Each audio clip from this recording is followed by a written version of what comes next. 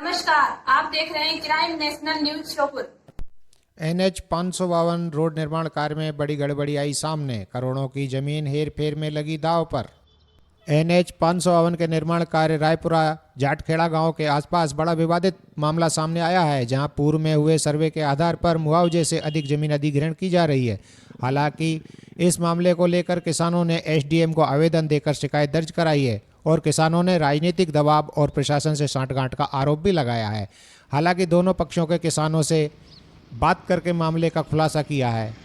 Collector Kishore Kumar Kanyal ने मामले पर जांच करके अधिक जमीन अधिग्रहण पर मुआवजा दिलाने की बात कही है और प्रशासनिक और राजनीतिक दबाव आरोप पर अब उन्होंने जल्दी मामले की जांच कराई जाने की भी बात कही है। पे निशान लग गए हैं, ठेकेदारों ने उसमें दोनों तरफ खंभे गाड़ दिए हैं।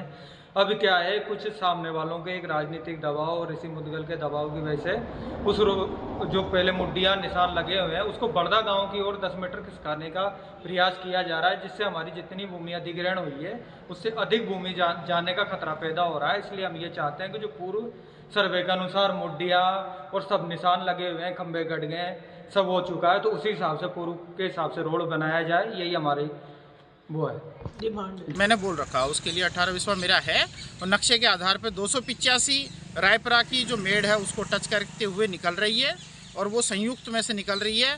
प्राइवेट कंपनी तो कहीं भी मुड्डी लगा देगी, निशान तो RI पटवारी और तहसीलदार ही देते हैं अधिग्रहण करके, और इतना सा मेरा जायज़ मांग है, उसके लिए मैंने आवेदन दे रखा है।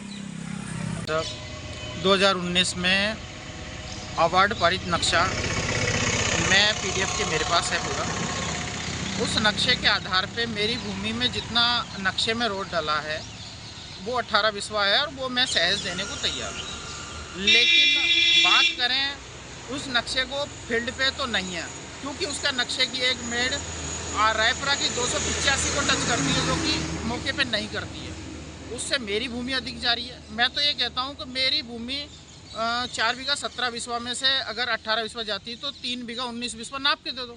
सामने वाली पार्टी उस पर भी तैयार नहीं। मैं अपनी भूमि पे ये है कि जो नक्शा पास हुआ है नक्शे के आधार पे ले जाओ, बाकी आरोप प्रत्यारोप तो मैं नहीं जानता। ज़्यादा लिया जा रहा है वर्तमान में जो हाईवे NH 52 बन रहा है, इस पे ग्रामीणों को आपत्ति है और कह रहे हैं कि करोड़ों रुपए की ज़मीनों का हमारा जो मुआवजा मिला है वो अब वर्तमान में बढ़ के ज़मीन जा रही है, तो और ज़्यादा नुकसान हो रहा है, तो इसमें उनमें ग्रामीणों में रोष है। तो आप इसमें क्या कहना चाहेंगे? देखिए, PWD NH के द्वारा जो यहाँ पे पाली से लेकर संभल तक जो रोड बनाई जा रही है, जिसमें ऑलरेडी पाली से लेकर गोरस तक का काम प्रारंभ हो चुका है, उनका बड़ी स्पीड से चल रहा है।